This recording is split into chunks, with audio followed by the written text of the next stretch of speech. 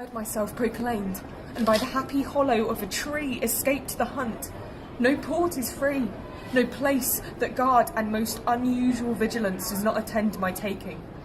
Whilst I may escape, I will preserve myself, and am bethought to take the basest and most poorest shape that ever penury in contempt of man brought near to beast. My face I'll grime with filth, blanket my loins, elf all my hair in knots, and with presented nakedness outface the winds and persecutions of the sky. The country gives me proof and precedent of Bedlam beggars who, with roaring voices, strike in their numbed and mortified bare arms pins, wooden pricks, nails, sprigs of rosemary, and with this horrible object, from low farms, poor, pelting villages, sheepcotes and mills, sometime with lunatic bands, sometime with prayers, enforce their charity. Poor Turlygod, poor Tom. That's something yet. Edgar, I nothing am. Such care. Such tenderness. Alright, Mac, I fucked him. Once. Ages ago.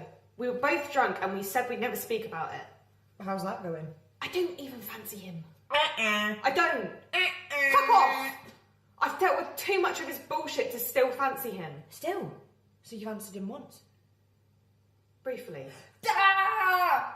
And now you're not over him? I am. I fucking am, alright? I don't care about him. I don't worry about who he shags, who he wants to shag.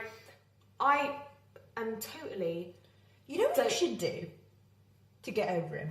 Before you go on, does it involve me having a threesome with you and Rocket's mum? Ideally.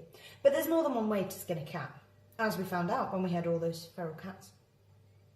Okay, so if I wasn't over him, which I am, what would I do that I'm not going to do? You make a list of his bad points. Then whenever you start fancying him again, bring out the list. Genius. I would totally do that if I wasn't over him, which I am, so... And you could draw a cock and balls on his forehead. You can fancy someone with a cock and balls on his forehead. I'm totally going to do that. Where's that permanent marker?